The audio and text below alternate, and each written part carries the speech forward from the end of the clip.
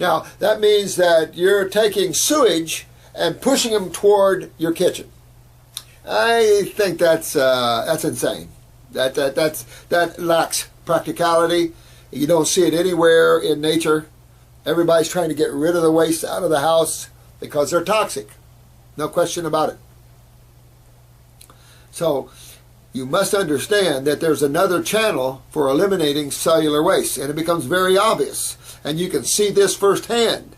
And you can see when you correct this problem of the inability to remove cellular waste, and you can begin to see the effects of that. So let's look at the great lymphatic system, because when we look in the body and we cut a piece of liver tissue off and we put it under a microscope and we throw it up on the wall, what do we see?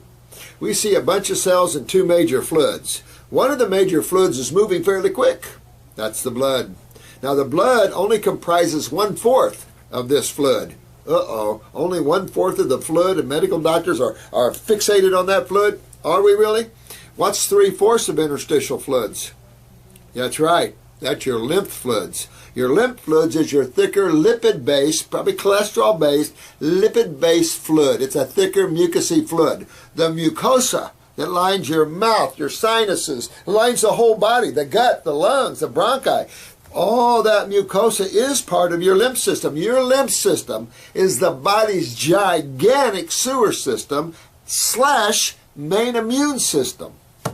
Even your blood dumps into the lymph system what it doesn't want. Just like in the kitchen, if you don't want it, you throw it in the trash or put it down the food disposal. That's what your body does. The blood must keep itself clean. It's the pizza delivery guy. It's the guy that brings on the goodies. Can't do everything. You can't dump waste in your blood, and you'll see real soon here why you can't do that. There must be another path outside to the outside world. And you'll see that path. Now let's look at the great lymphatic system. When you look at these fluids flowing around the cell, the blood is carrying nutrition and moving right along. What you have here, you have the arteries bringing in the blood and the veins taking away the used up oxygenated blood and stuff. So what you've got is you've got capillaries here on the venous side, and you have capillaries here on the lymph side. Now, the problem with the venous capillaries, they're too small for most proteins and acids and cells, so the body can't dump waste back that way. It must go the lymph way. So the lymph takes any damaged cells, the lymph takes all the waste from cells and carries them to the lymph vessels. Now, we have blood vessels, but no one's ever talked to you about your lymph vessels. And your lymph vessels simply are the sewer pipes in the human body that carry waste from the cells to the little chambers where these wastes are acted upon. And this chamber is the same chamber your house has out in the yard, or the city has if you live in a swankier neighborhood. So let's look at it in terms of comparing your body sewer system to your home sewer system, because they're identical. So when you have to go to the bathroom, we find a toilet or a hole or something, but in a house we generally have toilets here. We put our waste in toilets, we flush the toilet.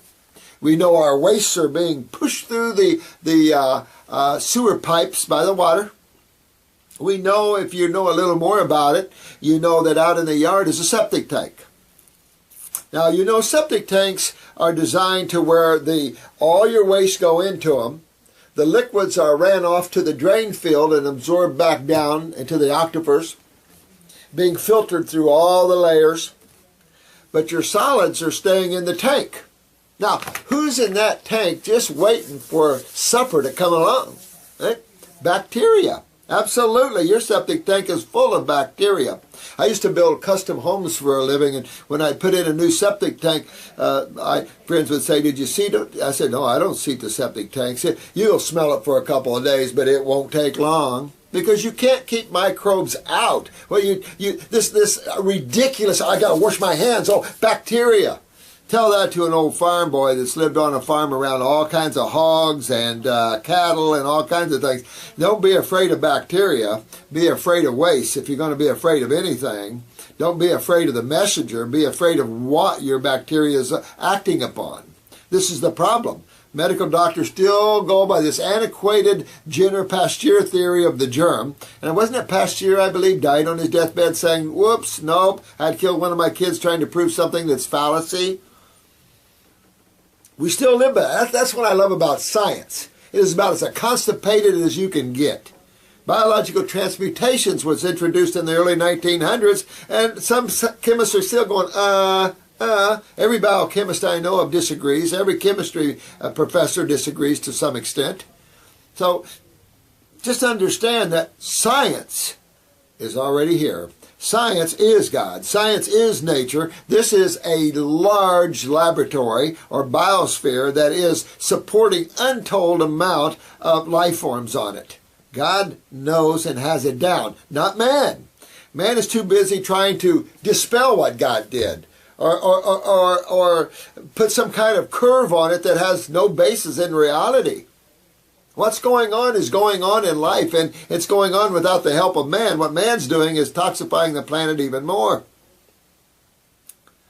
So your body does the same thing, from the cells to the lymph vessels to the body's septic tanks, and you've got hundreds and hundreds of septic tanks in your body. My house only has one. And the septic tanks in your body, of course, are called lymph nodes. And your lymph nodes are full of immune cells to take care of any damaged cells and bacteria. Now, what is the role of bacteria? To break down sewage? Same sewage in your septic tank as in your body? Absolutely. Because what is in a septic tank? Urine and stool.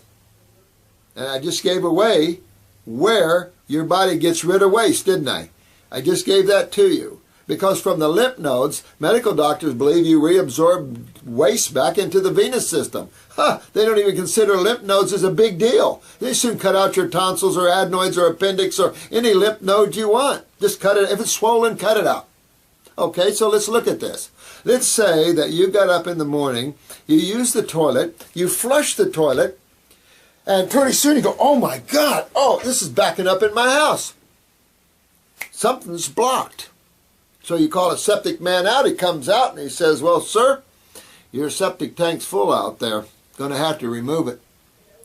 Well, don't I need a septic tank, sir? No, sir. No, you don't. We can get that right out of there for you. Well, okay. So what if my septic tank was full and I had it removed instead of simply cleaned out? I had it removed, but I kept using and flushing the toilet in the house. Think that'd be a bit of a problem for me in the house? Absolutely. It'd start backing up in the house and run me right out, wouldn't it? Well, when you take a lymph node out, you got cells on the other side of that lymph node dumping their waste to that lymph node. What happens to that? Well, in many cases, the word was lymphedema, meaning your lymph system backed up, your sewer system backed up. But this isn't just a sewer system. Oh, no. We're not to the best part yet. So you never remove lymph nodes, just simply clean them out. And if you have a cancer cell in the lymph nodes, where else would you want the body to take these cells? Got any idea? You want to throw them in the blood, something like that? You know, that's obvious. That's your system that cleans you. That's your immune system. That's the system that helps the body keep clean. Just remember that. This is a vital system that's 3/4 of interstitial fluids. 3/4 of the fluids that flow around all your cells is your lymphatic fluids. Now, from the lymph nodes, where does your waste go? Not back into the blood system. You can convert some of this chemistry, but most of it has to be eliminated to the outside world. Where do you think your body does that? Through the liver? I've had people say through the liver. Through the liver doesn't expel to the outside world. No, but your 3 kidneys do. You have 3 kidneys that are the main eliminative organs of cellular waste, not your stool, your kidneys. Your right kidney drains your right head, your right arm, your right breast, your chest, your right hip, your right knee, your right leg, your right ovary, your right testicle, part of the uterus. Your left does the same thing. Well, wait a minute. I said 3 kidneys. 3 kidneys. Oh, forgot one. The skin. This is your largest kidney. It's wrapped all the way around you. Why do you sweat for? What would be the value of a fever? This is simple stuff that medical doctors should be taught and should know. And you're going to these people that don't know this? That's scary. Because I spent a lot of years in emergency rooms, and all I saw with American medical doctors, stopping fevers, giving antibiotics. So instead of letting the sewage come out of the person, they kill the bacteria that's eating on it, they break the fever, they stop the body from eliminating its sewage. Oh yeah, the sewage is still there. Oh yeah, no problem. That's not the problem. It was simply the bacteria eating on the sewage that was the problem. Yes, there's some gnarly bacteria, but there's some very gnarly septic systems out there that are really highly clogged. The average person has a major problem in the lymphatic system. The problem with the kidneys, they must filter these cellular wastes. And there's a couple of glands, one on each top of each kidney, called the adrenal glands. They control the kidney. And when the adrenals are down, the kidneys are down. And it probably started the other way with all these high-protein diets, which are known to damage the kidneys. And then, of course, that broke down the lymph system, and that backed up into the adrenals, and now we have so much adrenal problems. The adrenal glands are unbelievable to you. They run your autonomic nervous system. That's all your neurotransmitters. They also neurologically affect your elimination from stool to urine. Then you have all your steroids, from cortisol, that is sugar metabolism, hence hypo or hyperglycemia, all the way to stilbestrol, breast shapes and sizes, all the way to mineral utilization except for calcium, that's parathyroid. So you got tons of things going on, your estrogen, your testosterone, your aldosterones. You get all these sort of things are all created in the adrenals. So to have those adrenals down, not real good. Just in the beginning of this, I was dressing a lady that thought it would be okay to take corticosteroids in terms of pharmaceutical steroids because that would heal the adrenal glands. No doctor on this planet believes that. If he does, he should turn in his license, because most doctors at every level know that it has the opposite effect. It weakens the adrenal glands. That's why you don't keep people on steroids long. This is why a lot of veterinarians won't even give steroids to animals, because it shuts down their adrenal glands. What's the wisdom in that? There is none. The wisdom is making the adrenal glands healthy again. So understanding this gigantic lymph system is in your body is vital. So pretty easy, right? So far, your body's just a bunch of cells, two major fluids. One's blood, which is only 1/4 of this interstitial or fluid that flows around the cell, and 3/4 is the lymphatic fluids that flow around the cells. Vital to understand that, right? The kidneys, the 3 kidneys, are the eliminative organs of cellular waste, not digestive waste. Very little cellular waste go through the colon. Even the colon dumps its waste through the kidneys. Yes. You leaving? I'm leaving. You are? Okay. Hang tight. I'll turn this off. I apologize for that. It was a little intermission. Got some good friends down from different places, and so had to say goodbye. So getting back to this lymph system, you must understand how that works and how simple it is to understand that. Just think of how your home sewer system works, and that's how your body sewer system works. It's that simple.